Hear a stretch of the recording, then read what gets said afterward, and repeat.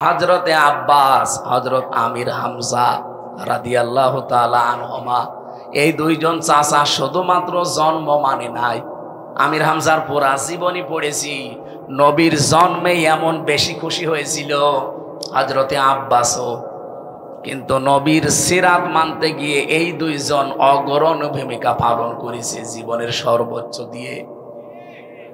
আল্লাহ এত বেশি খুশি হয়েছিলেন, তাদের নামে কোরআনের আয়াত নাযিল হয়েছে, রাদিয়াল্লাহু আনহুম ওয়া রাদু আন।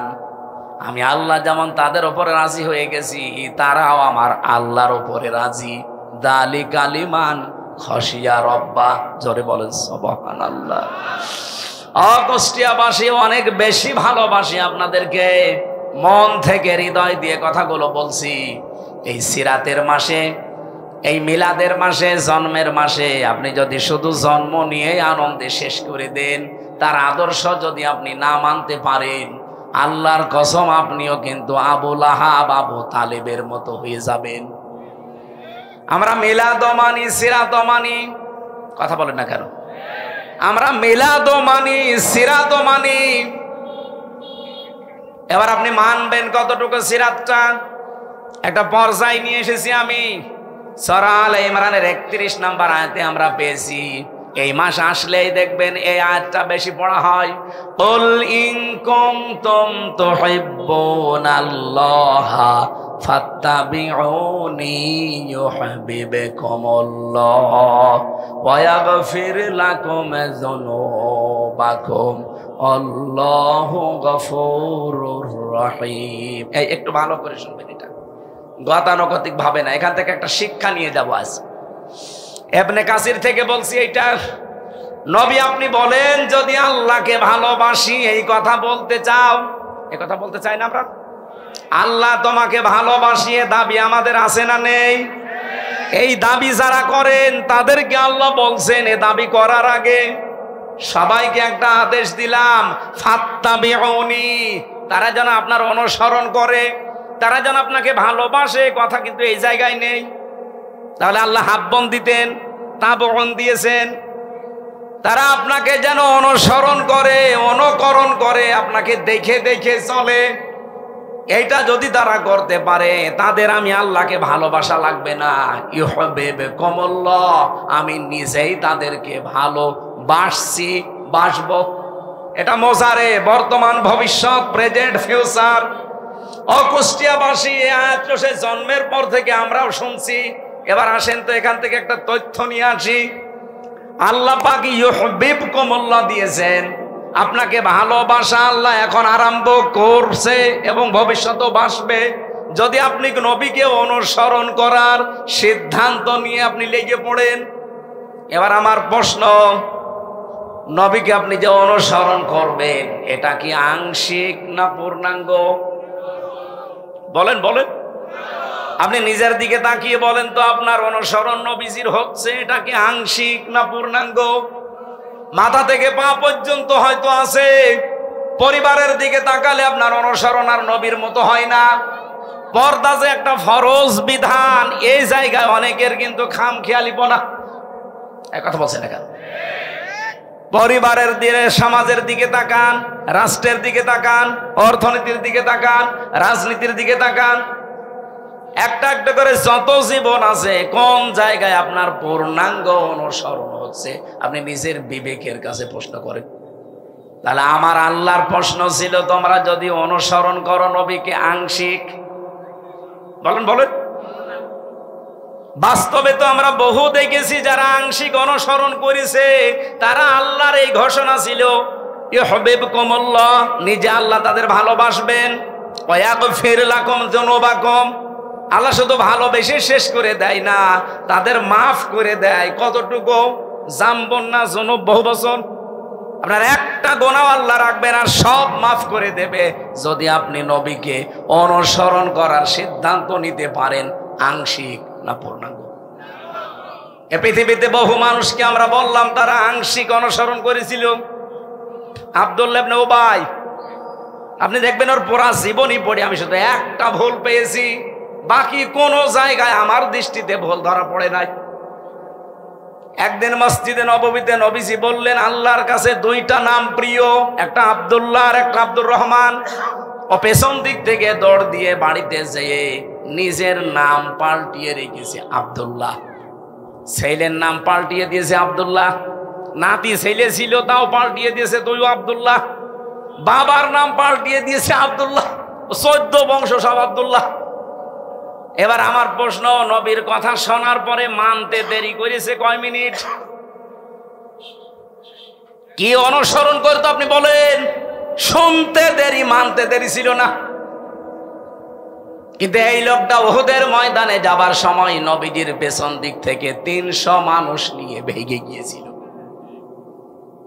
আমাদের দেশে এখন বদর, উহুদ, খন্দক নেই, কিন্তু সামনে আমার মনে হয় এই দেশে দিন ইসলাম থাকবে না, থাকবে না। সেজন্য বদরের ময়দান উহুদের ময়দানের মতো আসতেছে। এখান থেকে কেউ যদি ভেগে যান, আপনারও আব্দুল্লাহ ইবনে উবাইয়ের মতো জানাজা পড়ালেও কিছুই হবে না। না বোঝার ভান করে আছেন কারা? থেকে হাত তোলেন তো। আমি জানি আপনি বুঝে ফেলেছেন। সামনে যে দিন আসতেছে দেশে, একটা ইসলামের পক্ষে, একটা ইসলামের বিপক্ষে। বদরের ময়দানে একদল ইসলামের পক্ষে ছিল আর একদল ইসলামের বিপক্ষে ছিল। বদর আমরা দেখিনি, কিন্তু সামনে বদর, উহুদ আসতেছে। উহুদের ময়দান থেকে আব্দুল্লাহ ইবনে উবাই যেমন 300 লোক নিয়ে ভেগে গিয়েছিল, আজও অনেকেই বিভিন্ন কায়দায় মানুষকে ভেগিয়ে নিয়ে যাওয়ার চেষ্টায় আছে। কুষ্টিয়াতে নেই? আপনি যদি যারা ভাগাতে চায় তাদের ভেতরে পড়ে যান, আপনি মরে যান, আপনার জন্য আমির হামজা না কাবার ইমাম এসে জানাজা পড়ালেও কিছু হবে না। ওই দিন নবীজি নিজে জানাজা পড়িয়েছে এই লোকটার। 22 জন সাহাবী কাতার সোজা করে জানাজা চলছে। হযরত ওমর শুধু বলছে, না আমি জানাজায় যাব না, কারণ ওই লোকটা 300 লোক নিয়ে ভেগে গিয়েছে। এতটুকু শেষ। নবীজি বলেন, আমাকে আল্লাহ এখনো নিষেধ করেনি জানাজা পড়তে, দোয়া করতে, সুতরাং আমি করব। নিজের জামা মোবারক খুলে বললেন, ওর জানাজার কাফন বানিয়ে দেন, কবর খুঁড়ে নিজের হাতে লাশ রাখবেন, জানাজার নামাজ পড়ে। আমি তাফসির থেকে বলছি, এটা আধুনিক তাফসির যেগুলো আছে আপনি দেখবেন, মুফাসসির বর্ণনা করেন হযরতে ওমর শুধু যায়নি, বাকি 22 জন সাহাবী কাতারে দাঁড়িয়ে আছে। প্রথম তাকবীর দেওয়ার পরে ফেরেশতা জিবরাইল এসে সূরা তাওবার 80 নম্বর আয়াত নিয়ে হাজির। ইস্তাগফির লাহুম আও লা তাস্তাগফির লাহুম ইন তাস্তাগফির লাহুম 70 মাররাতান। এ পর্যন্ত শেষ আয়াত, কিন্তু এখনো শেষ হয়নি। আমি আলেমদেরকে বলছি একটু ভালো করে মিলান তো। জিবরাইল এসে এ পর্যন্ত বলার পরে দাঁড়িয়ে গেছে, আর কথা বলে না। হে নবী, আপনি এই লোকটার জন্য ক্ষমা চান আর না চান, জানাজার নামাজ পড়ান আর না পড়ান, এর জন্য আল্লাহর কাছে মাফ চান আর না চান সমান হবে। এমনকি যদি 70 বারও ক্ষমা চান। এ পর্যন্ত বলার পরে নবীজি বলেন, আমার মনের ভেতরে একটা আশঙ্কা এসেছিল, আকাঙ্ক্ষা এসেছিল, যে 70 মাররাতান আছে, যে 70 বার ক্ষমা চাইলে আল্লাহ মাফ করবে না। আমি এই লোকটার জন্য 71 বার ক্ষমা চাবো। আল্লাহ তার 71 বারের কথা দেয়নি, 70 বারের কথা যখন দিয়েছে, আমি 71 বার ক্ষমা চাবো, তাহলে তো মাফ হবে। সঙ্গে সঙ্গে জিবরাইল এ কথা মনে মনে বলতে দেরি, ফেরেশতা জিবরাইলকে আল্লাহ বলেন যে পরের অংশটুকু শুনিয়ে দেন, ফালাইয়াগফিরাল্লাহু লাহুম। আমার প্রশ্ন এখানে একটা আলেমদের কাছে, আল্লাহ পাক শুধুমাত্র যদি ফালাইয়াগফিরাল্লাহ পর্যন্ত দিতেন, আল্লাহর কসম আমি নিজে জীবনও ভয় পেতাম না। আমার ভয়ের কারণ হচ্ছে শেষে এই হোমটা, এটা বহু বচন, এটা জমির। এদিকে তাকান। আল্লাহ যদি ফালাইয়াগফিরাল্লাহ পর্যন্ত দিতেন, তাহলে এই আয়াতটা শুধুমাত্র আব্দুল্লাহ ইবনে উবাইয়ের জন্য ছিল। কিন্তু যখনই হোম দিয়েছেন, তখন হামজা ওর ভেতরে আছে, এ তারিকুর রহমানও আছে। আল্লাহ পাক বলেন ইয়াগফির, এটা মজারে বর্তমান, ভবিষ্যৎ, প্রেজেন্ট, ফিউচার। এর আগে লান, মজারের আগে লান আসলে বাংলা অর্থ হয় জীবনেও হবে না। হে নবী, শুধু এর জন্য না, এরকম চরিত্রের মানুষ কিয়ামত পর্যন্ত যারা আসবে তাদের জন্য আপনিও যদি ৭০ বার না ৭০,০০০ বারও ক্ষমা চান, আমি আল্লাহ তাদেরকে মাফ করছি না, করবো না। আব্দুল্লাহ ইবনে উবাইয়ের অনুসরণ আংশিক ছিল না, পূর্ণাঙ্গ? আংশিক। পুরা জীবনে শুধু একটা জায়গায় আমি ঝামেলা পেয়েছি, উহুদের ময়দানে ৩০০ মানুষ নিয়ে ভেগে গিয়েছিল। ওর রাজনৈতিক জীবনে বিশ্ব নবী ওর আদর্শ ছিল না, বাকি জীবনে ছিল। রাজনৈতিক জীবনে ওর নেতা ছিল আবু জেহেল। আপনি এবারে আয়াতটা বাংলাদেশের সাথে মিলান তো। এদেশে যে ১৯২ জন আমরা মুসলমান, আমার মনে হয় শুধু ওই মুসলমানই দেওয়া আছে, এই মুসলমানই। আয়াত নাজিল হওয়ার তো সিস্টেম এখন নেই। যদি হয়তো কত মানুষ যে আমরা আব্দুল্লাহ ইবনে উবাইয়ের কাতারে চলে যেতাম। কথা বলেন না কেন? সুতরাং আমাদের অনুসরণ করা লাগবে কি আংশিক না পূর্ণাঙ্গ? আর আমরা সেই পূর্ণাঙ্গ অনুসরণের কথাই বলি। আপনি যেমন নামাজে নবীজিকে মানেন, আপনি যেমন রোজাতে নবীজির হুকুম, আল্লাহর হুকুম নবীজির কায়দায় মানেন, ঠিক ওই কায়দায় আপনার পরিবারে মানা লাগবে, সমাজে মানা লাগবে, রাষ্ট্রে মানা লাগবে। আর এই কথা বলতে গেলে এই বিভিন্ন রকমের ট্যাগ আমার নামের উপরে দিয়ে দেন। আমি আপনাকে বাঁচাতে চাচ্ছি, কারণ দুনিয়ার এই ছোট্ট জীবনটা যদি শান্ত না হয়, নিরাপদ না হয়, আল্লাহর কসম মরণের পরে বিশাল জীবন আপনি নিরাপত্তা পাবেন না। কাবা শরীফ তাওয়াফ করার সময় দেখছিলাম, আপনি হজে গেছেন? এখনো যায়নি। রুকনে ইয়ামিনি থেকে হজরে আসওয়াদ যে পাথরটা, এই জায়গাটা যখন পার হওয়া লাগে, লক্ষ লক্ষ হাজী সাহেবেরা সবাই এই দোয়াটা পড়ছে, রব্বানা আতিনা ফিদ দুনিয়া হাসানা ওয়া ফিল আখিরাতি হাসানা। হে আল্লাহ, দুনিয়ায় শান্তি দাও, স্বস্তি দাও, নিরাপত্তা দাও, এরপরে আখিরাতেও শান্তি, স্বস্তি, নিরাপত্তা দিও। বলেন তো, আগে দুনিয়া না আগে আখিরাত? বলেন বলেন। এই ৫৬,০০০ বর্গ মাইল এখনো পর্যন্ত আমরা নিরাপত্তা দিতে পারি নাই, আমরা সেইটা দিতে চাই। এবার এমন একটা দেশ আমরা আল্লাহর নবীর অনুসরণের মাধ্যমে কোরআন দিয়ে বানাতে চাই। ৫৬,০০০ বর্গ মাইলে মালয়েশিয়া বাংলাদেশের থেকে ৭ ডবল বড়। ১২০০ কিলোমিটার, ১৮০০ কিলোমিটার আমি রান করেছি এক একদিন। পাহাড়ি এলাকা, জঙ্গলের ভেতর দিয়ে যাচ্ছি আমি আর ড্রাইভার আর ওই হোসাইন, কেউ নেই সাথে। রাত ১২টা, ১টা, ২টা, ৩টা বাজে, কারণ এত দূর রান করা লাগবে। ড্রাইভার আমারে বলছে, শরীর সমসম করে ওঠে, এত বড় বিশাল ভয়ঙ্কর জায়গা পার হওয়া লাগে। ড্রাইভার বলছে, কোনো চিন্তা নেই হুজুর, শুধু আল্লাহর ভয় ছাড়া কেউ সামনে আসবে না। আমরা তো ওই রকম একটা বাংলাদেশ দেখতে চাচ্ছি, যেখানে এই ১১৫০ কিলোমিটার আমরা পার হয়ে যাব, কোনো চিন্তা থাকবে?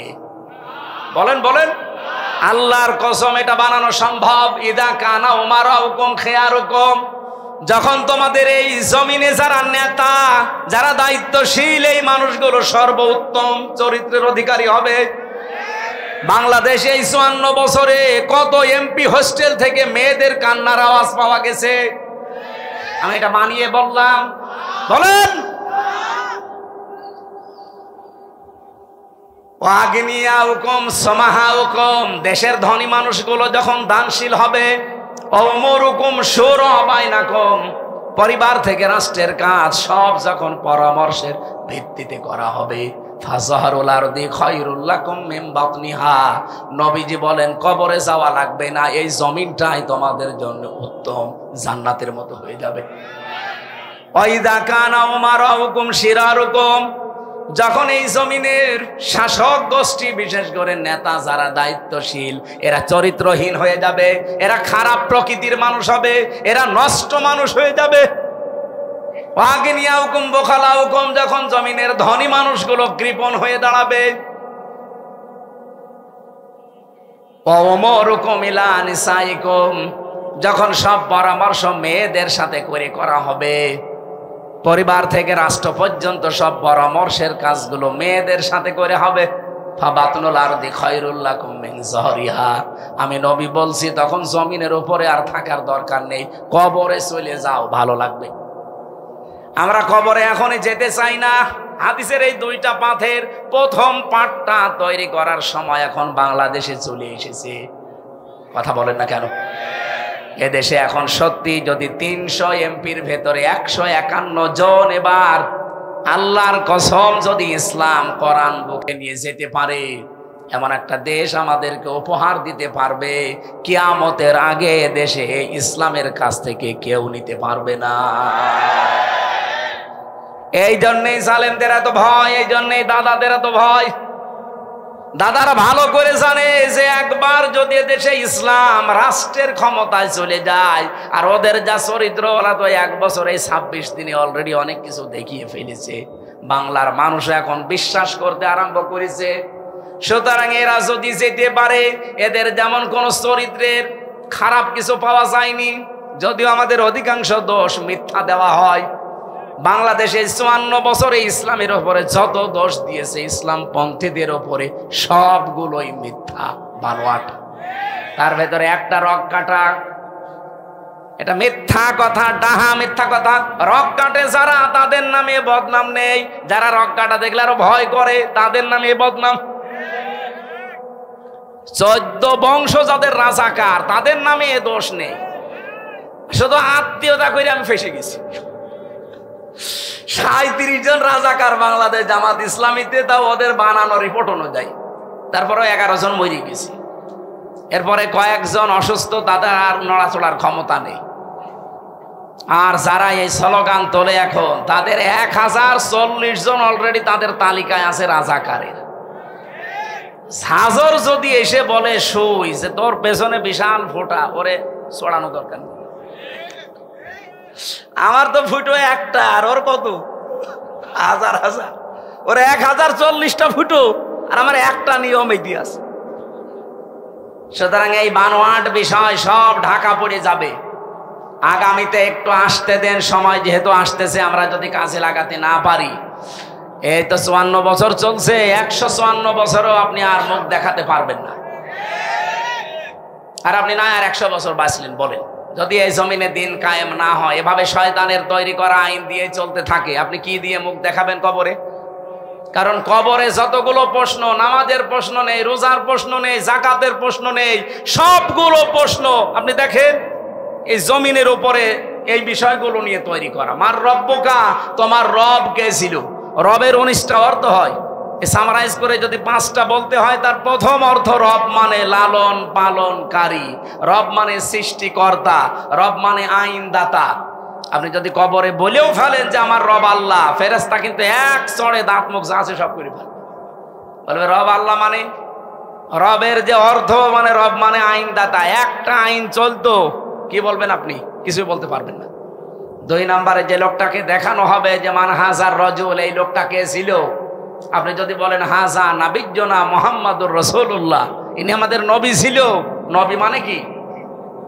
না না, নবী শব্দটা নাবা থেকে এসেছে। নাবা মানে সংবাদ।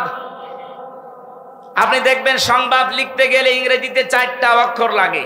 নিউজ, NEWS, N দিয়ে নর্থ, E দিয়ে ইস্ট, W দিয়ে ওয়েস্ট, S দিয়ে সাউথ। তো তামাম দুনিয়ার কিছু বাকি আছে? তামাম পৃথিবীর সব খবরাখবর দিয়ে আল্লাহ পাক নবীদেরকে পাঠিয়েছিলেন। এই জন্য যাকে দেখানো হবে আপনাকে এই সম্পর্কে ধারণা থাকা লাগবে। আপনি কুষ্টিয়ার খবরই রাখেন না, দেশ তো বাদই দিলাম। আপনাকে খবর রাখা লাগবে। নবী মানে সংবাদ। 3 নম্বরে যেটা বলা হয়, মা দিনুকা, তোমার ধর্ম কি, না তোমার জীবন ব্যবস্থা কি। জীবন ব্যবস্থা মানে আপনি যে টয়লেটে যান, এটাও জীবন ব্যবস্থার ভেতরে নেই। বাম পা দিয়ে প্রবেশ করবেন, ডান পা দিয়ে বের হবেন, মাঝখানে 2টা দোয়া পড়বেন, 8-10 মিনিট সময় কাটাবেন। যা সময় কাটিয়েছেন প্রত্যেকটা সময় আপনার ইবাদত। কুষ্টিয়াবাসী টয়লেটের মতো নিকৃষ্ট কাজ 8-10 মিনিট শুধু রসুলের তরিকায় দিন মেনে করলে যদি সওয়াব হয়, তো বাকি জীবনের এখনো 23 ঘন্টা 50 মিনিট, এই সময়টা আপনি দিনের উপরে চললে ইবাদত হবে না মানে কি? অনেকে বলে দুনিয়ার কাজ বলে কিচ্ছু নেই, সব আখিরাতের কাজ। সুতরাং আমরা ইসলামকে ওই জায়গায় নিতে যা করব সব আমার আখিরাতের কাজ। আমরা নবীর জীবন থেকে শিক্ষাগুলো নিয়ে পূর্ণাঙ্গ অনুসরণ করতে চাই রবিউল আউয়াল মাসে। রব্বুল আলামিন বলেন, ওয়ালাউ তাকাওয়ালা আলাইনা বা'দাল আকাবিল লা আখাযনা মিনহু বিল ইয়ামিন সুম্মা লাকাতা'না মিনহুল ওয়াতিন। এ পর্যন্ত একটু ভালো করে শুনেন, গতানুগতিক কথা আমি বলি না। আল্লাহ পাক বলেন, হে নবী, আমি কোরআনে যা দিয়েছি, আমার এই কথা বাদ দিয়ে কোন নতুন কথা যদি আপনি কোরআনের ভেতরে নিজের কথা আমার নামে চালিয়ে দিতেন যে এইটা আল্লাহ জানিয়েছে, কি করতাম জানেন? লা আখাযনা মিনহু বিল ইয়ামিন, আপনার ডান হাত চেপে ধরতাম, কণ্ঠনালী কেটে ফেলে দিতাম। ঠিক আছে? ঠিক নেই। আমরা প্রচলিত যে এইগুলো পড়ি বাংলায়, এগুলো ঠিক আছে। এনারা আমাদের যা পড়ায় এ পর্যন্ত ঠিক আছে, কিন্তু আপনি শব্দের দিকে খেয়াল করে দেখেন তো বাংলার সাথে আরবি গুলো মিলছে কিনা। আল্লাহ তাআলা বললেন লা আখাযনা, এখানে ফাইল কর্তা সরাসরি আল্লাহ নিজে, আমি নিজে ধরতাম। মিনহু বিল ইয়ামিন, বি মানে দ্বারা, দিয়ে, কর্তৃক, যাই বলে। ইয়ামিন মানে ডান হাত। আমি আমার ডান হাত দিয়ে আমার নবীকে চেপে ধরতাম। নবীর ডান হাত ধরতাম, তার কণ্ঠনালী কেটে ফেলে দিতাম, এ কথা এখানে নেই। অথচ যত আপনি বাংলা অনুবাদ দেখবেন এই কথা লেখা আছে। কথাটা শুনতে যদিও মনে হচ্ছে একরকম, এই আকাশ পাতাল অর্থ পাল্টিয়ে গেছে। আপনি মনে করেন আমি এনামুল সাহেবের ডান হাত চেপে ধরলাম আর ওনার গলা কেটে ফেলে দিলাম, এটা একটা বাংলা অর্থ। আর একটা অর্থ কি? আল্লাহ তাআলা এখানে যেটা জানাতে চেয়েছেন, এত শক্ত কথা এটা কোরআনের ব্যাপারে, লা আখাযনা মিনহু বিল ইয়ামিন, আমি নিজে নবীর ডান হাত না, আমার ডান হাত দিয়ে, আল্লাহ তাআলা বলেন আমার ডান হাত দিয়ে আমি নবীকে চেপে ধরতাম। আমার প্রশ্ন, নবীকে আল্লাহ চেপে ধরার কথা বললেন, ডান হাতের কথা দিলেন, মিনহু বিশ শিমাল দিলেন না কেন? যে আমি বাম হাত দিয়ে ধরতাম। আল্লাহর কি বাম হাতের শক্তি নেই? আপনাদের যা আওয়াজ মনে হচ্ছে উনি দুর্বল হয়ে গেছে। আল্লাহর বাম হাতে শক্তি আছে না? কেমন শক্তি আছে? আমরা ডান হাত বাম হাত বললে যেটা বুঝি সচরাচর, আমাদের জ্ঞান যা আছে চর্ম চোখ দিয়ে আমরা যেটা দেখি যে আমাদের ডান হাতে অন্তত তুলনামূলক শক্তি বেশি বাম হাতের চাইতে। কথা বলেন কিনা বলে? আমরা যে উদাহরণ দিলে বুঝি ভালো, আপনি দেখবেন কোরআনে আল্লাহ ওই রকম উদাহরণই দিয়েছেন। আমাদের জীবন সম্পর্কে আল্লাহ উদাহরণ দিতে গিয়ে সময়ের উদাহরণ দিয়েছেন, কারণ আমাদের জীবনটার সমষ্টি সময়। সময় না থাকলে হামজা আছে, আরো জোরে বলে। এখান থেকে 100 বছর পরে এই জায়গায় আমরা এখানে আর কেউ থাকবো না, নতুন মানুষ এসে এই জায়গাটা চাষ করবে। আর আমরা যারা আছি 100 বছরের ভেতরে সব মাটির নিচে ভরাট হয়ে যাবে। 100 বছর পরে যদি আমি এখানে এসে বলি যে কুষ্টিয়ার 6 রাস্তার মোড়ে এই বাড়ি আমার, ওই সময় যারা ওখানে বসবাস করবে ও বাড়ি আমারে ঢুকতে দেবে? আমি যদি বলি আমার বাবার নাম রিয়াজউদ্দিন, আমার দাদার নাম জাহান আলী, এই বাড়ি তারা বানিয়েছিল, আমি এখানে ছিলাম অন্তত 50-60 বছর, ওরা আমারে বলবে কিসের রিয়াজউদ্দিন, কিসের জাহান আলী? আমার নাম শুনলে তো বলবে আপনারই চিনি না। এজন্য আমার জীবনের সবচাইতে গুরুত্বপূর্ণ যে সম্পদ, তার নাম কি বলেন তো? আরো জোরে বলেন। কোরআনে দেখবেন জীবন সংক্রান্ত যত বিষয় আছে সময়ের সমষ্টি, এরকম কিছু উদাহরণ আল্লাহ সেট করেছে। আল্লাহ রাব্বুল আলামিন বলেন ওয়াল আসরি, সময়ের কসম। কিসের কসম দিলেন? কারণ আমরা বুঝি ভালো যে সময় থাকলে হামজা আছে, সময় নেই হামজা নেই। আমরা যেহেতু সচরাচর দেখি এই পৃথিবীতে আমাদের ডান হাতের শক্তি বেশি, বাম হাতের শক্তি একটু তুলনামূলক কম। আমরা যেটা দিয়ে বসবো ভালো, আল্লাহ সেই উদাহরণ দিয়েছেন। মেনহ বেশিমালও দিতে পারতেন, তাও অর্থ পারফেক্ট হইতো। তারপরও আল্লাহ মেনহ বেলিয়ামিন দিয়ে এত শক্ত ভাষায় জানালেন যে আমি আমার নিজের ডান হাত দিয়ে আমার নবীকে চেপে ধরতাম। আর আমরা যেহেতু ডান হাত দিয়ে কোনো কিছু ধরলে শক্ত করেই ধরি নাকি? আল্লাহ এইটাই বোঝাতে চেয়েছেন যে কোরআন কত অথেন্টিক। আমি আমার ডান হাত দিয়ে আমার নবীকে চেপে ধরতাম মজবুত শক্ত ভাবে। এতটুকু শেষ করলাম না, এমনকি তার কণ্ঠনালীও কেটে ফেলে দিতাম যেন আর কথাই বলতে না পারে। কোরআনের ভেতরে আমি আল্লাহ ছাড়া আর কারো কথা নেই।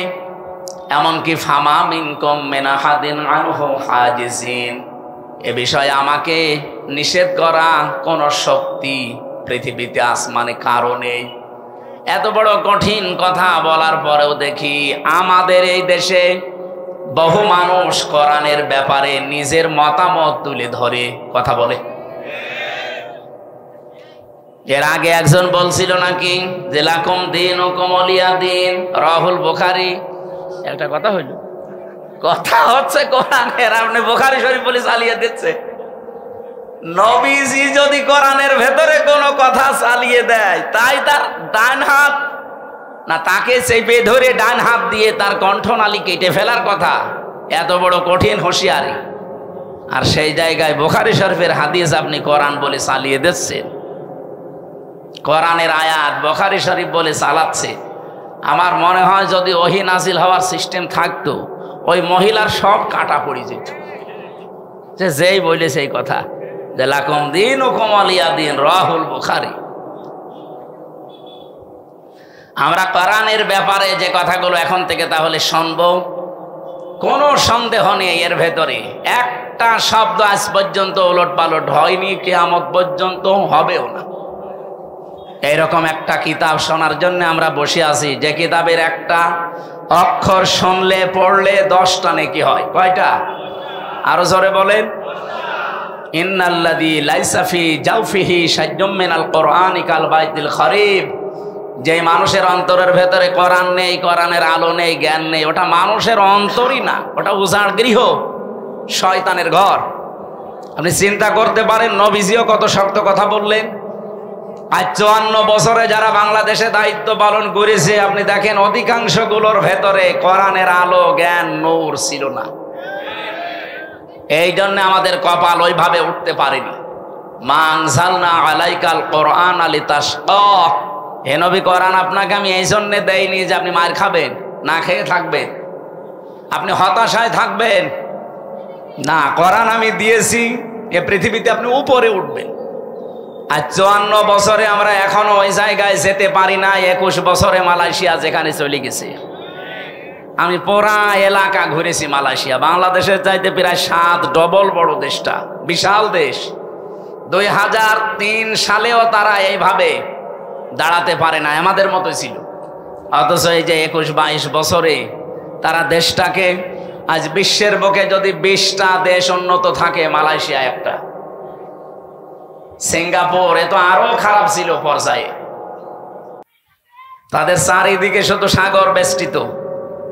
সিঙ্গাপুরের যে ভূমিটা সর্বোচ্চ 42 কিলো, আমাদের কুষ্টিয়া জেলার অর্ধেক। এতটুকু একটা জায়গা, আমার মনে হয় এদিকে বিশ্ববিদ্যালয় থেকে শুরু করে খুব বেশি হলো খোকসা পর্যন্ত, এই যে এতটুকু একটা দেশ।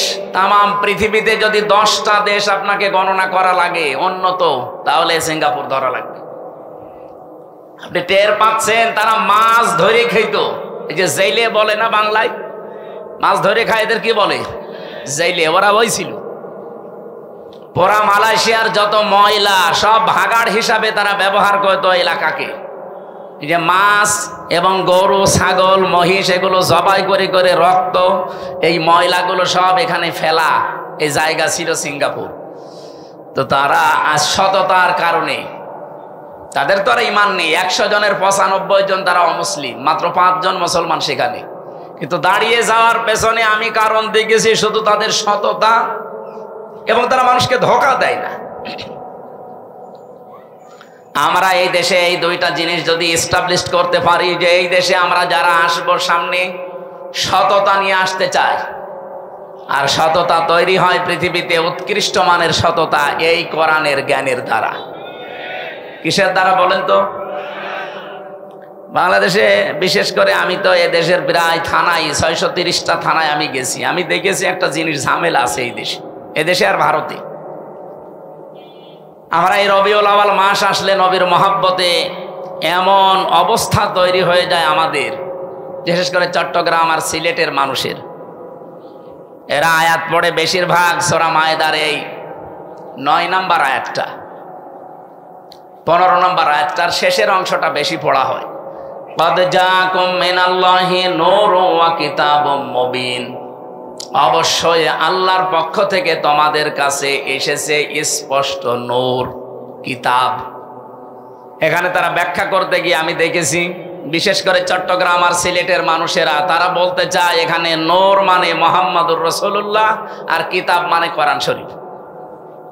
অথচ যারা তাফসীর পড়ে গভীরভাবে বোঝে, এর পরের যে আয়াত আপনি দেখেন, কোন আয়াতের তাফসীর করতে হলে উসুলে তাফসীরের মূল নীতি যে 15টা, তার ভেতর একটা এইটা আছে যে আগের আয়াত পরের আয়াতের সাথে কি সম্পর্ক আছে এটা আপনাকে জানা লাগবে, নয়তো আন্দাজে এক আয়াত থেকে তাফসীর করতে গেলে আপনি ভুল করে ফেলবেন। এটা মূল নীতির ভেতরে পড়ে। এর পরের আয়াত আগের আয়াতের দিকে একটু খেয়াল করলে এটা কিন্তু সমাধান হয়ে যায়। বাংলাদেশে যেটা নিয়ে আমরা আজ অনেকে কাফের পর্যন্ত ফতোয়া দিতে দ্বিধাবোধ করি না, যারা নবীকে নূরের তৈরি মনে করে না তারা নাকি কাফের, এই কথা অনেকে বলে না। যদিও আমাদের এই সমস্ত জেলা এগুলো কম, আপনি চট্টগ্রামে যান আপনার জানাজায় বন্ধ করে দিবে, এমন কড়া ওরা, মেঠা সন্নি, কড়া সন্নি, আরো বিভিন্ন নাম নিয়েছে। তা আমি এই শব্দটা পড়তে গিয়ে দেখলাম আল্লাহ রাব্বুল আলামিন এখানে قد جاءكم من الله نور وكتاب مبين এই শব্দ বলার পরে এরপরে এইগুলো যে সব এক জিনিস তার প্রমাণ দিয়েছেন পরের আয়াতে। আলেমদেরকে বলছি বাড়িতে একটু মিলাবেন, শব্দটা দেখবেন। এখানে আছে অবশ্যই আল্লাহর পক্ষ থেকে এসেছে নূর, স্পষ্ট কিতাব। এখানে নূর ও যা স্পষ্ট কিতাবতা, এর প্রমাণ আল্লাহ পরের শব্দে দিয়েছেন ইয়াহদি বিহিল্লাহ, তিনি হেদায়েত দান করেন এইটার দ্বারা। এই যে বিহি, এটা 1 বছর না বহু বছর? বহু বছর, 1 বছর। আগের দুইটা জিনিস যদি দুইটা হবে তাহলে আল্লাহ এখানে বিহি মা দিতে পারতো না? আপনারা আরো বাড়ি যেয়ে মিলাবেন, আমার তো ছোট মাথা, বড় বড় মাথা আছে সাইফুদ্দিন হুজুরের মতো যাদের। ইয়াহদি বিহিল্লাহ, আমি এইটার দ্বারা হেদায়েত করি। যেহেতু আল্লাহ 1 বছর দিয়েছেন, সুতরাং কোরআন ও যা নূরতা, স্পষ্ট কিতাব ও যা নূরতা। দ্বিতীয় প্রমাণ হচ্ছে ফি জিলালিল কোরআন, এখানে কিতাবের অনেকগুলো নাম দেওয়া আছে। কোন জায়গায় আমি পেয়েছি কোরআনের নাম 55টা, কোন জায়গায় 20টা, কোন জায়গায় 25টা, কোন জায়গায় 4টা। আমি যে 4টার বিষয়ে বলছিলাম তার ভেতরে একটা নাম আছে কোরআনের, আন-নূর। কোরআনের নাম কি বলেন বলেন? তাহলে এই আয়াত দ্বারা আল্লাহ যেটা বোঝাতে চাচ্ছেন নবী নূরের তৈরি, এ কথা বলে আপনি নবীর সম্মান বাড়াচ্ছেন না। আর তারে নূরের তৈরি বললেই কি, মাটির তৈরি বললেই কি, আপনার ইমানে কোনো সমস্যা আছে? এইটা যেহেতু আমাদের সিলেবাসের অন্তর্ভুক্ত না, মরণের পরে বিষয়ে গুরুত্বপূর্ণ কোনো প্রশ্ন নেই, সুতরাং এইটা নিয়ে কেওয়াজ করে সময় নষ্ট করার কোনো দরকার নেই। আমি কথা আশা করি বোঝাতে পেরেছি। সুতরাং এমন কোরআন আমরা শুনতে এসেছি, এর ভেতরে কোনো ভেজাল নেই। সুতরাং যে আল্লাহ আমাদেরকে আজকে নিয়ে আসলেন এখানে, আমরা খুশি, কারণ এক একটি অক্ষর শুনলে বুঝলে আপনার ইমানের মান এবং ইখলাস অনুযায়ী কমপক্ষে তো 10টা নেকি পাবেনই, সর্বোচ্চ 700 পর্যন্ত নেকি পাবেন ইনশাআল্লাহ। আল্লাহ আমাদেরকে সর্বোত্তমটা যেন আমাদের ইমান অনুযায়ী দান করেন, বলেন আমিন। দরুদ আর সালাম পাঠ করার মাধ্যমে আমরা তেলাওয়াতকৃত আয়াতে যাচ্ছি। আমরা পড়েছি সূরা আনআম 50 নম্বর আয়াতের শেষের অংশটুকু। আমরা যে সমস্ত বিষয়গুলো নিয়ে রবিউল আউয়াল আসলে মাতামাতি করে ফেলি, নবীকে এমন এমন জিনিস দিয়ে দেই, আল্লাহ রাব্বুল আলামিন ওই বিষয়টা ক্লিয়ার করছেন আয়াতে। হে নবী, আপনি আপনার উম্মতদেরকে বলেন, কুল্লা আকুলু লাকুম ইনদি খাযাইনুল্লাহ ওয়ালা আ'লামুল গায়বা ওয়ালা আকুলু লাকুম ইন্নী মালাক। আপনি মানুষকে বলেন, আমি কিন্তু এই কথা বলি না যে আমার কাছে আল্লাহর ধন ভাণ্ডার আছে। নবীজির কাছে যদি আল্লাহর ধন ভাণ্ডার না থাকে, এ পৃথিবীতে আর কোন আল্লাহর ওলি আছে তার দরবারে ধন ভাণ্ডার থাকতে পারে? আজকে আমি দিনের বেলা রাজবাড়ি ছিলাম, গলন্দ ঘাটের পাশে, ওর পাশেই তো আল্লাহর ওলির দরবার। ধন ভাণ্ডার নিয়ে বসে আছে খাজা, কেউ ফেরে না খালি হাতে।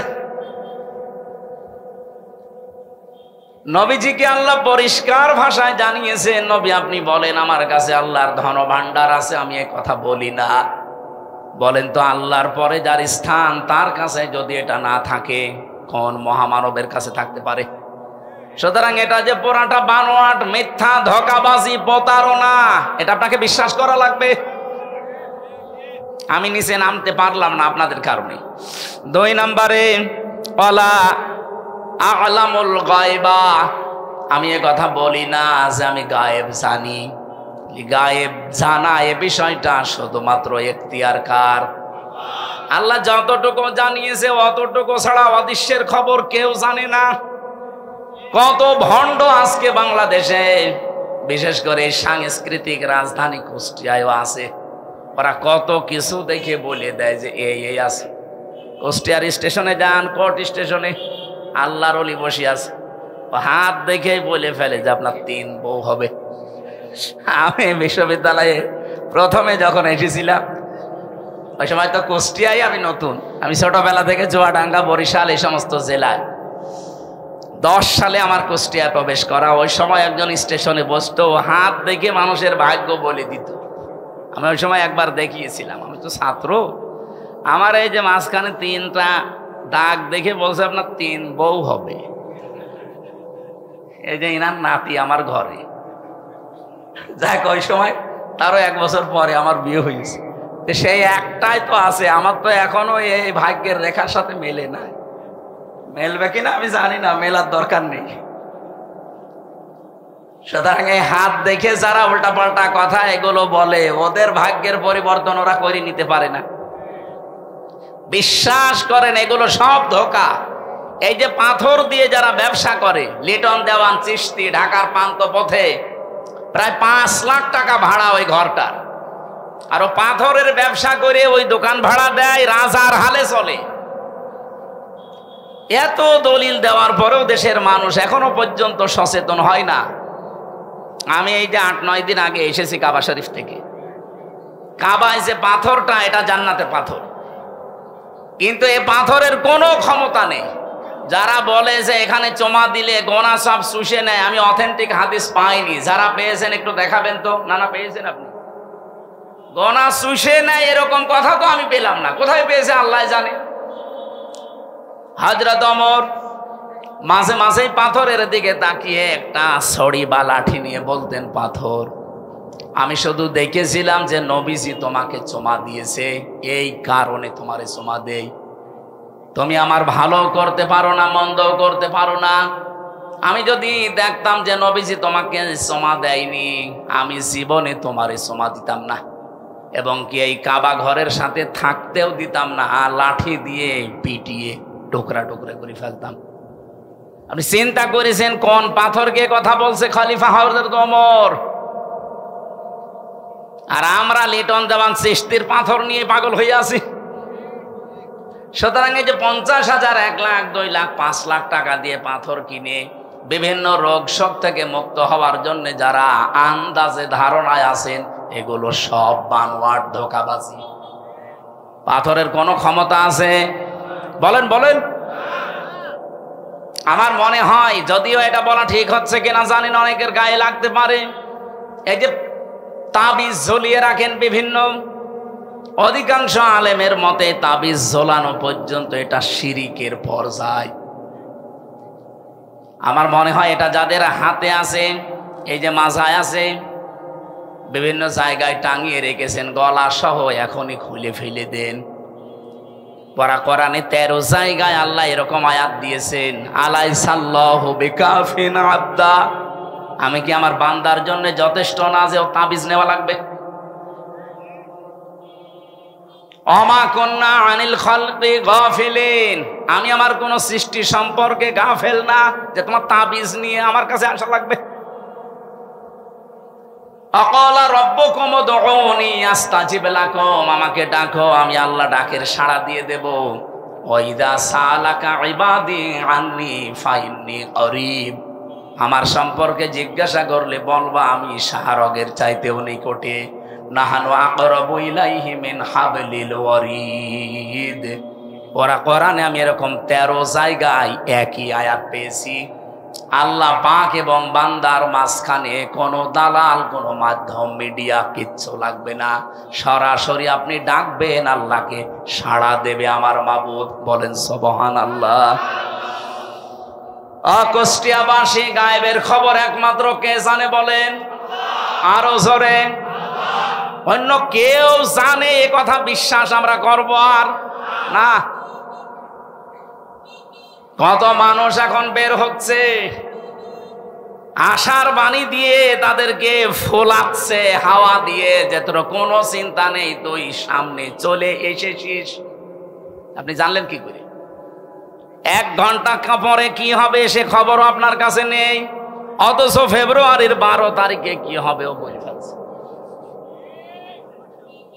1 ঘন্টা পরে কি হবে বলতে পারে না, ফেব্রুয়ারির 12 তারিখে কি হবে ও অলরেডি চোখ বন্ধ করে সব বলে দিয়েছে। আর ওরা এই কথা শুনে আবেগে লাফাচ্ছে যে না, এত বড় বুজুর্গ যখন বলেছে হলেও হতে পারে। আল্লাহ কড়া ভাষায় দিয়েছেন সাবধান। আপনি বলেন যে ওয়ালা আলামুল গায়বা, আমি গায়েবের কিচ্ছু জানি না। তাফসিরে ফি জিলালিল কোরআনে সাইয়্যিদ কুতুব রাহমাতুল্লাহ আলাইহি লিখেছেন, ওয়ালা আলামুল গায়বা দিয়ে আল্লাহ রাব্বুল আলামিন নবীকে এই কথা বলতে বলেন যে আপনি বলেন আমি গায়েবের কিঞ্চিত জানি না। আল্লাহ যদি কিছু জানায় সেটা ভিন্ন কথা। 3 নম্বরে ওয়ালা আকুলু লাকুম ইন্নী মালাক, আমি এ কথা বলি না যে আমি ফেরেশতা। এই কথাগুলো নবীর শানে, যেহেতু এ মাস আসলে বিভিন্ন মানুষ আবেগে আন্দাজে চালিয়ে দিতে পারে, আরো বিভিন্ন জিনিস চালিয়ে দেয়।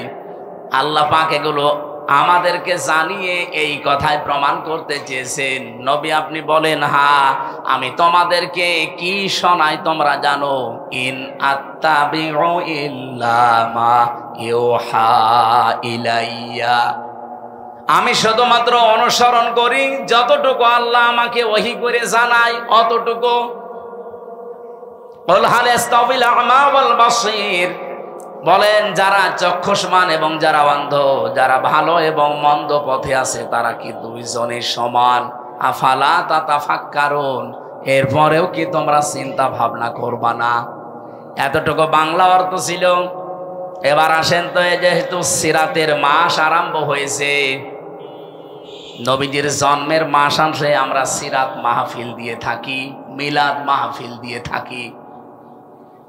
বাংলাদেশের কুষ্টিয়া, চুয়াডাঙ্গা, মেহেরপুর এই অঞ্চলের এই 22-23টা জেলা বাদ দিয়ে অন্যান্য জেলাগুলোতে যে আপনি যদি মিলাদের বিরুদ্ধে শক্ত কথা বলেন, স্টেজে আপনাকে অপমান করে ফেলবে। অথচ যেই কথাটা আমরা সঠিকভাবে তুলে নিয়ে আসতে চাই ওইটা আমাদের বলতে দেয় না। মিলাদ এবং সিরাত এই 2টা শব্দ, আমি সেদিন ওই যে ভার্সিটির আগে কোন জায়গায় যেন একটা টাচ দিয়েছিলাম যে এই পৃথিবীর ময়দানে শ্রেষ্ঠ মানুষ যেহেতু মুহাম্মদুর রাসূলুল্লাহ, তার জন্ম বৃত্তান্ত নিয়েও যদি আপনি আলোচনা করেন, যেটা মিলাদ নামে আমরা মনে করি, মিলাদ মানে ওয়ালাদুন থেকে, এটার বাংলা অর্থ জন্ম বৃত্তান্ত। নবীজির জন্ম বৃত্তান্ত আপনি আলোচনা করেন, মিলাদ অনুষ্ঠান করি, অসুবিধা নেই, কিন্তু ওখান থেকে যে শিক্ষা দিতে চাই ওইটা আপনাকে নেওয়া লাগবে। মিলাদ যারা মানুষকে দিয়ে দেন, আমাদেরকে ডাক দিয়ে হুজুর মিলাদ পড়ে দেন, আমি মিলাদের যতগুলো শিক্ষা পেয়েছি তার অন্যতম শিক্ষা এইটা। একটু ভালো করে শুনবেন, এটা যদি মানতে পারেন আপনি মিলাদ দেন, আমি আপনার মিলাদ পড়াবো কালকেই। যদি মানতে না পারেন আপনার মিলাদ দেওয়ার দরকার নেই, আপনার আরো গোনা হবে। এক নম্বরে, এটা সিরাত ইবনে হিশামের ভেতর থেকে বলছি, বিশ্ব নবী পৃথিবীতে আসার পরে সর্বপ্রথম যেই মহিলার দুধ পান করেছিলেন ওনার নাম উম্মে আইমান। দ্বিতীয় যে মহিলার দুধ আল্লাহর নবী তার আপন মা বাদ দিয়ে পান করেছিলেন, এ মহিলার নাম হযরতে হালিমাতুস সাদিয়া রাদিয়াল্লাহু তাআলা আনহা। সিরাত ইবনে হিশাম, এ মহিলা এসে যখন নবীকে কোলে তুলে নিয়েছে, ডান স্তন দিয়েছে, তিনি পান করলেন, বাম স্তন মুখে লাগিয়েছে, উনি মুখ বের করে নিলেন। হযরতে হালিমা বলেন, একবার, দুইবার, তিনবার তার মুখে আমি স্তন দিলাম, তিনবারই তিনি বের করে দিলেন। চোখের ইশারা দিয়ে আমাকে জানাতে চাই, মা হালিমা জোর করেন কেন? আমি জানি আপনার একটা সন্তান আছে, তার নাম আব্দুল্লাহ। আমি তো ডান স্তন আমার হক অধিকার ছিল, আমি পান করেছি। বাম স্তন আমার এটা অধিকার না, আমার হকও না, এটা আমার দুধ ভাই আব্দুল্লাহর অধিকার। ও মা হালিমা, ভালো করে বোঝেন, এ পৃথিবীতে আমি ভাইয়ের হক নষ্ট করার জন্য আসি নাই, এসেছি ভাইয়ের হক ফিরিয়ে দেওয়ার জন্যে। মিলাদের আমি প্রায় 27টা শিক্ষা বের করতে পেরেছি, তার ভেতরে এইটা একটা, যে নবী মায়ের কোলে বসে ভাইয়ের হক ফিরিয়ে দেয়, নষ্ট করে না, সেই নবীর উম্মতে রবিউল আউয়াল মাস আসলে মিলাদ দেয় একদিকে, আর একদিকে ভাইয়ের হক মারার জম। এখানে ভাই বলতে শুধুমাত্র আপন ভাই, দুধ ভাই না। আল মুসলিম আখুল মুসলিম, মুসলমান মুসলমানের কি বলেন বলেন। অথচ আগস্টের 5 তারিখের পর থেকে 1 বছর 26 দিন চলছে। এই 1 বছর 25-26 দিনে আমরা দেখলাম বহু মুসলমান ভাইয়ের অনেক হক নষ্ট করে ফেলেছে। বিশেষ করে খাজানগর কবুরহাটে কথা বলছি না, কত মানুষ এই জায়গাতে দেখলাম, হাজার হাজার লক্ষ লক্ষ কোটি টাকা তারা অলরেডি শুধু চাঁদাবাজির মাধ্যমে, অথচ চাঁদাবাজি করে এই টাকা দিয়ে আবার এই রবিউল আউয়াল মাস আসলে আমারে ডাক দিয়ে বলে, হুজুর মিলাদ পড়িয়ে দিন। কিসের টাকা? চাঁদাবাজির টাকা। বিশ্বনবী মায়ের কোলে বসে ভাইয়ের হক নষ্ট করে না, আর আপনি এত বড় হয়ে গেছেন, রবিউল আউয়াল মাসে মিলাদ দেবেন। কি কি দিয়ে মিলাদ দিচ্ছেন? একটা একটা করে যদি এখন নিচে নামা হয়, আমার মনে হয় আমি সবাই ধরা খেয়ে যাব। ও দরকার নেই, অন্তত এদিক ওদিকে 5 কেটে চলে যায়।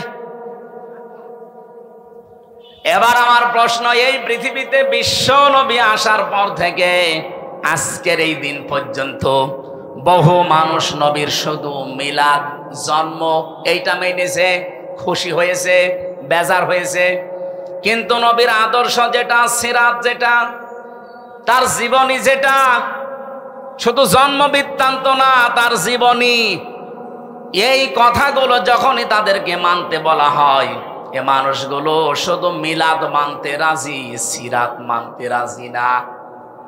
আমি সেই প্রথম থেকে আরম্ভ করছি, নবীর আপন চাচা, আমি 11 জনের নাম পেয়েছি, তার ভেতরে 4 জনের বেশি আলোচনা হয় আমাদের। 2 জন চাচা মিলাদও মেনেছে, সিরাতও মেনেছে, এই 2 জনেই জান্নাতি। আর 2 জন চাচা শুধু জন্ম মিলাদ মেনেছে, সিরাত তারা মানে নাই, 2 জনেই জাহান্নামী। একজন আবু তালেব আর একজন আবু লাহাব, এ 2 জনই আপন চাচা। আপনি তাদের পুরা জীবনী পড়ে দেখেন।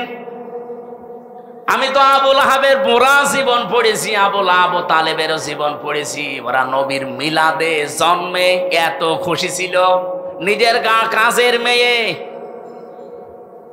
সোয়াইবিয়াকে পর্যন্ত আজাদ করে দিয়েছে, মুক্ত করে দিয়েছে, টাকা দিয়ে কিনে নিয়ে আসা মেয়ে, কাজের মেয়ে, দাসীবাদী।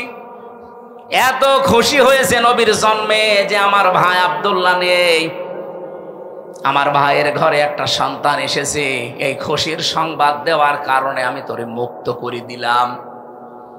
আবু তালেব এত খুশি ছিল নবীর জন্মে, বিশ্ব নবীর জন্মে সে খুশি শুধু না, নিজের ছেলে আলীকে কোনোদিন কাছে রাখে নাই, মুহাম্মদ রাসূলুল্লাহকে রাতের বেলা কাছে রাখত। এই দুইজন চাচার জীবনী পড়ে সর্বশেষ যেটা পেয়েছি, যখনই তাদের কাছে নবীজির সিরাত, তার আদর্শের কথা নবীজি তুলে ধরলেন, এই দুইজন লোক তো মানেই নাই। আবু তালিবের জীবনী পড়তে গিয়ে দেখলাম এই লোকটা যখন মারা যায়, নবীজি তার মাথার কাছে গিয়ে বলেছিলেন, ইয়া আম্মি আবি তালিব, লা ইলাহা ইল্লাল্লাহ হাজ্জুল্লাকা ইনদাল্লাহি ইয়াউমাল কিয়ামা। বুখারী শরীফের হাদিস। চাচা, আপনার জোরে বলা লাগবে না, শুধু আস্তে করে আমার কানের কাছে মুখ নিয়ে আল্লাহর একত্ববাদের স্বীকৃতিটা দেন, রিসালাতের স্বীকৃতি আপনার দেওয়া লাগবে না। শুধু বলেন লা ইলাহা ইল্লাল্লাহ মুহাম্মাদুর রাসূলুল্লাহ বলার দরকার নেই, এটা আমি নিজে জানি। শুধু আপনি আল্লাহরটা দেন। আমি আপনাকে গ্যারান্টি দিচ্ছি, এই মুহূর্তে কিয়ামতের দিন আল্লাহর সামনে আপনার ব্যাপারে আমি ঝগড়া করি, জান্নাতে দিয়ে যাব।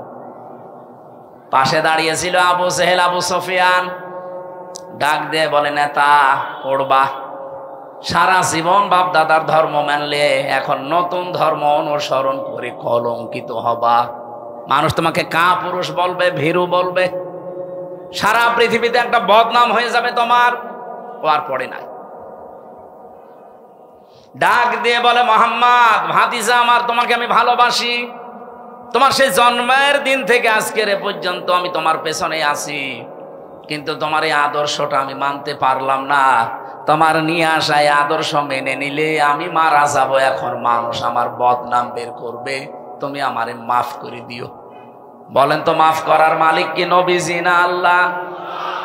সঙ্গে সঙ্গে কোরআনের আয়াত নাযিল হয়েছে, ইন্নাকা লা তাহদি মান আহবাবতা ওয়ালাকিন্নাল্লাহা ইয়াহদি মাইয়াশা। হে নবী, আপনি যাকে ভালোবাসেন তাকে হেদায়েত দিতে পারেন না, বরং আমি আল্লাহ যাকে চাই তাকে হেদায়েত দান করি। আর আপনার চাইতে আমি অনেক বেশি ভালো জানি। আ'লামু ইসমে তাফসিল, এটা সুপারলেটিভ ডিগ্রি। আপনার চাইতে আমি অনেক বেশি ভালো জানি যে হেদায়েতটা পাবে কে। এই লোকটা আপনার মিলাদে খুশি ছিল, আপনার জন্মে খুশি ছিল, সারাটা জীবন আপনাকে বাড়িতে রেখে খাওয়িয়েছে, লালন পালন করেছে, কোলে নিয়েছে, কাকে নিয়েছে, পিঠে নিয়েছে, মাথায় নিয়েছে, কিন্তু আপনি আদর্শের কথা বলতে গেলে এই লোকটার মানে নাই। এই জন্য আমি আল্লাহ তাকে মাফও করি নাই।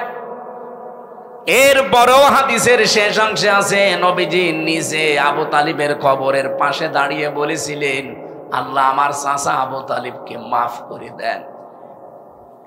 সঙ্গে সঙ্গে জিবরাইল এসে বলে, হে নবী হাত নামান। কার জন্য হাত তুলেছেন? এই লোকটা আপনার চাচা, আমি জানি।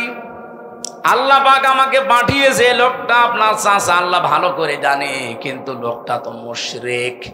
কি বলেন বলেন?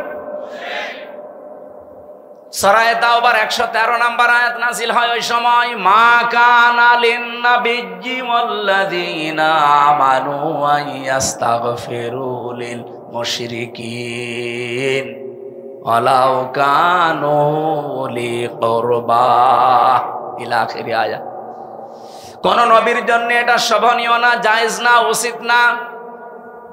শুধু মুমিন নবী না, মা কানা লিন-নাবিয়্যি ওয়াল্লাযীনা আমানু, এবং ঈমানদারদের জন্য এটা জায়েজ নেই যে কোনো মুশরিক যদি মারা যায় তার জন্য আল্লাহর কাছে ক্ষমা চাবে, মাফ চাবে। কোন নবীর জন্যও জায়েজ নেই, ঈমানদারদের জন্যও জায়েজ নেই। আপনি চিন্তা করতে পারেন যে নবী জীবনে হাত তোলা লাগে নাই কোনোদিন, মনের ভেতরে কামনা আসলে কবুল হয়ে গেছে। এখান থেকে শুধু আঙ্গুল তুলেছিলেন, আকাশের চাঁদ পর্যন্ত খণ্ড হয়ে গেছে। পা তুলেছিলেন, আরো সে চলে গেছে। ওনাকে এমন পাওয়ার আল্লাহ দিয়েছিলেন, হা বললে হালাল হয়ে যায়, না বললে হারাম হয়ে যায়। তাকে সারে বলা হয়, শরীয়ত প্রণেতা। এই নবী হাত তুলে বসে আছে চাচার জন্যে। আল্লাহ হাত শুধু ফেরত দেয়নি, ফতোয়া জারি করে দিলেন যে শুধু আপনার জন্য না, কোন ইমানদারদের জন্য এটা জায়েজ নেই, কোন মুশরিকের জন্য ক্ষমা চাবি আমি আল্লাহর কাছে, কারণ আমি এত রেগে থাকি মুশরিকদের প্রতি।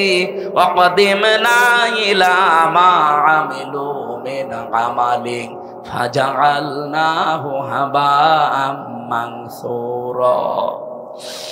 সূরা ফুরকানের 23 নম্বর আয়াতে আছে, মুশরিকরা যে আমল নিয়ে আল্লাহর কাছে উঠবে, ওর ভেতরে শিরিকের গন্ধ আল্লাহ দেখবে, ধুলি কণার মতো ওর মুখের উপরে নিক্ষেপ করবে। প্রশ্ন আসতে পারে, মুশরিকদের প্রতি এত রাগ কেন আল্লাহর? এই এদিকে তাকান, এই ছেলে, এই বসেন বসেন, একটু একটু একটু পরে যাবেন। খুব বেশি সমস্যা হলে যান, নাই তো একেবারে আপনি পরিবেশ নষ্ট করেন না ভাই।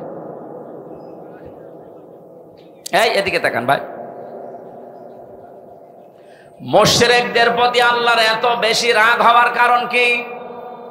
কোরআন শরীফ পড়তে গিয়ে যত গুনার কথা পেয়েছি, সব গুনাহ আল্লাহ মাফ করে দিলেও দিতে পারে, শিরিকের গুনাহ আল্লাহ মাফ করে না, এ কথা নেই। এত কঠিন কেন? জগতি জেসুয়াবাসী, এই মুহূর্তে যদি রাত 11টা বাজে, এখন বাড়িতে যেয়ে দেখেন আপনার স্ত্রীর কাছে পাশের বাড়ির একজন শুয়ে আছে, কিছু করেনি, শুধু শুয়ে আছে, আপনার ভালো লাগবে? শুধু ভালো লাগবে তা না, খারাপ লাগবে তা না। হাতের কাছে যা আছে আমার মনে হয় 2 ভাগ করে ফেলবেন।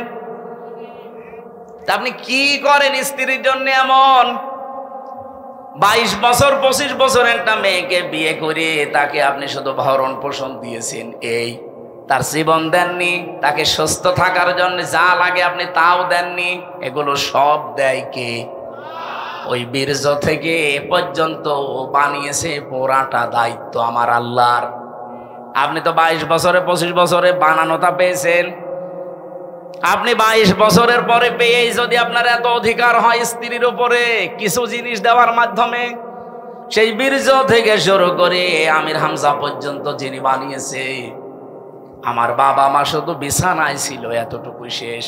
বাকি আমার উপরে পরিপূর্ণ দায়িত্ব কার? সে আল্লাহ যদি দেখে যে তার সাথে তার বান্দা অন্য কাউকে দাঁড় করিয়েছে, আল্লাহর কসম ওই স্বামীর মতো আল্লাহ রেগে থাকে। আপনাকে 2 ভাগ করেন, আপনার কপাল। এবার আসেন, শিরিক যত প্রকার হচ্ছে পৃথিবীতে, আল্লাহ এত রেগে থাকেন মুশরিকদের উপরে যে নবীকে বললেন দোয়া করা জায়েজ নেই, ওয়ালাউ কানু উলি কুরবা, যদিও নিকট আত্মীয় হয়। ইমানদারদেরকে আল্লাহ ঘোষণা দিয়েছেন আল্লাযীনা আমানু, ইমানদারের জন্য জায়েজ নেই। অথচ আমরা বাংলাদেশে দেখি টাটকা মুশরিক মরে যায়। আরে মাওলানা তারেকুর রহমান, আমির হামজা এদেরকে নিয়ে 10টা গরু জবাই করে আমরা জান্নাতে দিয়ে দেই, মনে হচ্ছে কন্ট্রাক্টরই নিয়েছি। জান্নাতটা আমাদের বানানো নাকি? এগুলো সব ধোঁকাবাজি, প্রতারণা ছাড়া কিচ্ছু না। আপনি শিরিক থেকে আগে বাঁচেন। এবার বলেন আমি তো এরকম শিরিক করি না, কে বলেছে আপনাকে? আমরা পদে পদে শিরিকে আছি। এর 1টা 2টা করে কয়েকটা প্রমাণ আমি পেয়েছি। 1 নম্বরে আপনি বুঝবেন আপনি শিরিক করছেন প্রকাশ্যে অথবা গোপনে, ওই সময় কাবুর আলাল মুশরিকিনা মা তাদউহুম ইলাইহি।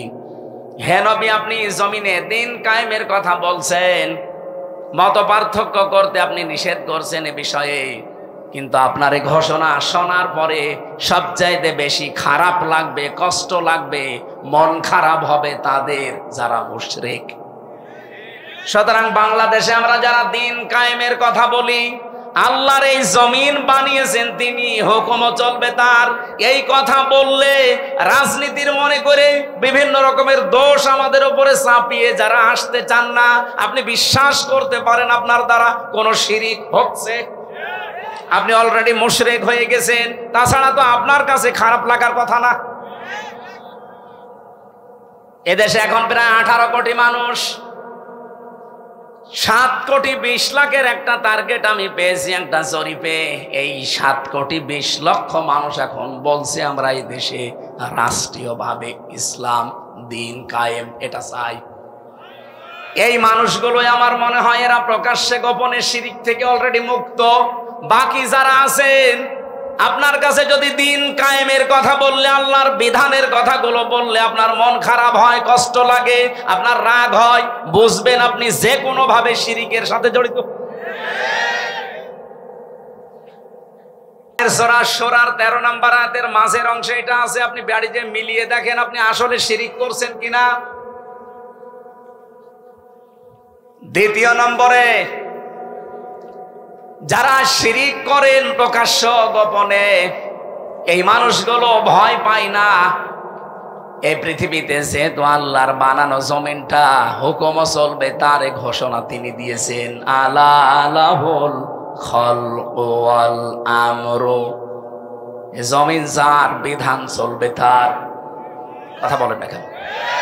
জমিন যেহেতু সবাই আমরা স্বীকার করি এই দেশে যে এ জমিন বানিয়েছে আল্লাহ, এমনকি আবু জেহেলও এটা বিশ্বাস করতো, এটা আমি বানালাম। ওয়ালা ইন সাআলতাহুম মান খালাকাস সামাওয়াতি ওয়াল আরদা লা ইয়াকুলুন্নাল্লাহ। হে নবী, আপনি আবু জেহেলকেও যদি জিজ্ঞাসা করেন যে আকাশ আর জমিন কে বানিয়েছে, ও গ্যারান্টি দিয়ে বলবে লা ইয়াকুলুন্নাল্লাহ, লামে তাকিদ নুনে সাকিলা, ও গ্যারান্টি দিয়ে বলবে আল্লাহ বানিয়েছে। তাহলে আবু জেহেল কি ইমানদার ছিল? বলেন বলেন। তাহলে আবু জেহেলের মতো ইমান আমাদের মনে করেন আছে। কিন্তু দ্বিতীয় নম্বরটা সমস্যা, ও নিজে আইন বানিয়ে আল্লাহর আইনের পাশাপাশি লাগিয়ে দিত। এই জমিনেও আমরা দেখছি আল্লাহ একজন আছে, আসমান জমিনের মালিক আল্লাহ, এ ঘোষণা দেয়, কিন্তু আল্লাহর পাঠানো আইনের পাশাপাশি নিজেরা আইন তৈরি করে ব্যক্তি, পরিবার, সমাজ, রাষ্ট্র চালাতে চায়। এইটাও এক প্রকার শিরিক। এক কথা বলেন।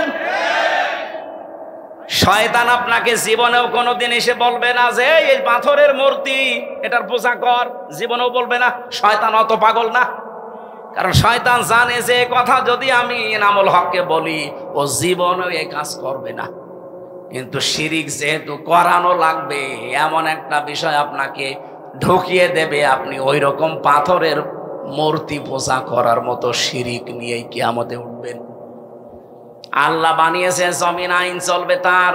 সেখানে আল্লাহর বাইরে কোনো আইন যদি কেউ বানিয়ে পাশাপাশি চালাতে চায়, এটাও মূর্তি পূজার মতোই শিরিক।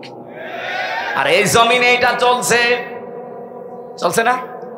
সুতরাং এই দেশে যারা আল্লাহর আইন বাদ দিয়ে মানুষের তৈরি করা আইন কায়েম করতে চান, আপনি আমার মনে হয় আবু জেহেলের মতো ইমানের দাবিদার। এর চাইতে স্পষ্ট বলার কায়দা আর নেই। এরপরও যদি কেউ না বোঝার ভান করে থাকেন, এদিকে আসেন। ঝড়ে কোদাল ছাড়া আপনার আর সম্ভব না। এবার আমার প্রশ্ন ছিল কি, দুইজন নবী, দুইজন চাচা শুধুমাত্র জন্ম মানত নবীজির, মিলাদ মানত। একটা আবু তালেব আর একটা আবু লাহাব। দুইজনেই জাহান্নামী, কারণ তারা নবীর আদর্শ মানে। সিস্টেম অপর পৃষ্ঠায় দেখুন, আরো দুইজন চাচা, লা ইলাহা ইল্লা আনতা সুবহানাক ইন্নী কুনতু মিনাজ জালিমিন, আল্লাহুম্মা গফিরলি ওয়ারহামনি ওয়াহদিনি ওয়াফিনি ওয়ারযুকনি ইয়া রাব্বাল আলামিন। সারাটা জীবন অপরাধ করে জীবনটা নষ্ট করে ফেলেছি। হাত উঠায় কথা বলবো ভয় করে, লজ্জা করে। জীবনের দিকে তাকালে জাহান্নামের আগুন ছাড়া কিছুই দেখতে পাই না। আল্লাহ আমাদের অপরাধের দিকে তাকিও না, তোমার রহমতের দিকে তাকাও। জিন্দেগীর গুনাহগুলো এই মুহূর্তে মাফ করে দাও রব্বুল আলামিন। নবীর জন্মের মাস রবিউল আউয়াল আরম্ভ হয়ে গেছে। 1 বছর পরে মাসটা আমাদের কাছে আসে। তার জীবনী থেকে, তার আদর্শ থেকে, তার সিরাত থেকে যেগুলো নেওয়া দরকার ওইগুলো নেওয়ার তৌফিক দাও, যেগুলো ছেড়ে দেওয়া দরকার ওইগুলো ছেড়ে দেওয়ার সুযোগ দাও। ওমা আতাকুমুর রাসূলু ফাখুযুহু ওয়া মা নাহাকুম আনহু ফান্তাহু। এই আয়াতটা আমাদের জীবনে তুমি মিলিয়ে দাও। মাহফিলের আয়োজনে যারা ব্যস্ত ছিল, এই মাহফিলের কমিটিদেরকে কবুল করে নাও। বিভিন্ন মানুষ তো আমরা দেখি তাদের বাবার জীবনী, তাদের স্বামীর জীবনী, চাচার জীবনী, নেতার জীবনী তারা শোনায়। আল্লাহ, আমরা আমাদের নেতার জীবনী শোনানোর জন্য না, আমরা নবীর জীবনী শোনাতে ব্যস্ত আছি। এই জন্য আমাদের এই আয়োজনটা আজকে কবুল করে নাও। সম্মানিত সভাপতি অধ্যাপক আবুল হাশেম সহ যত আলেম ওলামা এখানে এসেছে, আলেমদেরকে আলেম হিসাবে কবুল করে নাও। আমরা যারা রোগী আছি আমাদেরকে রোগ শোক থেকে বাঁচাও। মা বোনেরা অনেকেই বিভিন্ন জায়গায় বসে আছে, আল্লাহ মায়েদেরকে বোনেদেরকে ফাতিমাতুজ জাহরার মতো, খাদিজাতুল কুবরার মতো বানিয়ে দাও। নবীর আদর্শটা আংশিক না পূর্ণাঙ্গ অনুসরণ করার সুযোগ আমাদের দান করো। প্রশাসনের যা ভাইরা এসেছে সততার সাথে এই কুষ্টিয়ার বুকে দায়িত্ব পালন করার তৌফিক দাও। প্রশাসনকে বিশেষ করে পুলিশ বিভাগকে বানিয়েছিল হযরতে ওমর রাদিয়াল্লাহু তাআলা আনহু। আল্লাহ তিনি যে উদ্দেশ্য নিয়ে বানিয়েছিলেন সেই মহান উদ্দেশ্য সফল করার তৌফিক বাংলার প্রশাসনকে দিয়ে দাও। আগামীর দেশটা তুমি কোরআনের হাতে একটু তুলে দাও। আমরা চেষ্টা চালাচ্ছি, সফলতা দেওয়ার মালিক তুমি। মেহেরবানি করে একবার হলেও কোরআনের হাতে তুলে দাও। দেশের মানুষ অন্তত এবার বুঝবে যে এতদিন কোন জাহান্নামে ছিলাম। আল্লাহুম্মা গফিরলি ওয়ারহামনি ওয়াহদিনি ওয়াফিনি ওয়ারযুকনি ইয়া রাব্বাল আলামিন। কুষ্টিয়ার বুকে কামিল মাদ্রাসা কওয়াতুল ইসলাম, আল্লাহ শ্রদ্ধাভাজন নানা যান ওই মাদ্রাসার প্রিন্সিপাল উনি বসে আছে। আমার পাশে ডানে বামে কত আলেম বসা আছে যারা সারা জীবন জ্ঞানের আলোগুলো ছড়িয়ে যাচ্ছে। এদের এই এলেম ছড়ানোকে কবুল করে নাও। দিনকে কায়েম করার জন্য জান মাল দিয়ে যারা সর্বাত্মক চেষ্টা চালায়। সম্মানিত পরিচালক মাওলানা আব্দুল আলিম ডান পাশে বসা আছেন শ্রদ্ধাভাজন ভাই জনাব এনামুল হক সহ যত মানুষ আজকের এই মাহফিলে, বিশেষ করে মাওলানা আল আমিন তোমার যুবক বান্দা, যতগুলো যুবকদেরকে সাথে নিয়ে আজকের এই নবীর জীবনী আমাদেরকে শুনিয়েছে, আল্লাহ বিশ্ব নবীর পূর্ণাঙ্গ অনুসরণ তাদের জীবনেও দিয়ে দাও। এই চচুয়া জগতের মাটির নিচে যারা ঘুমিয়ে আছে নবীর ইজ্জতে মাফ করে দাও। আগামীর কুষ্টিয়াকে তুমি কোরআনের জন্য কবুল করো। বারাকাল্লাহু লানা ওয়া লাকুম ফিল কোরআনিল আযীম। আল্লাহ কত মানুষ আমি এই যে হাসপাতালে পড়ে আছে দেখতে পাচ্ছি, এই মানুষগুলোকে শেফায়ে কামেলা আজেলা নসিব করো। আগামীতে অনুষ্ঠানটা কোরআনের প্রচারে, নবীর আদর্শ প্রচারে আরো বিশাল আকারে কবুল করে নাও। কখন কার কাছে আজরাইল চলে আসে জানি না, যখনই আসবে জীবনের শেষ কথা যেন এটা বলতে পারি, লা ইলাহা ইল্লাল্লাহু মুহাম্মাদুর রাসূলুল্লাহ।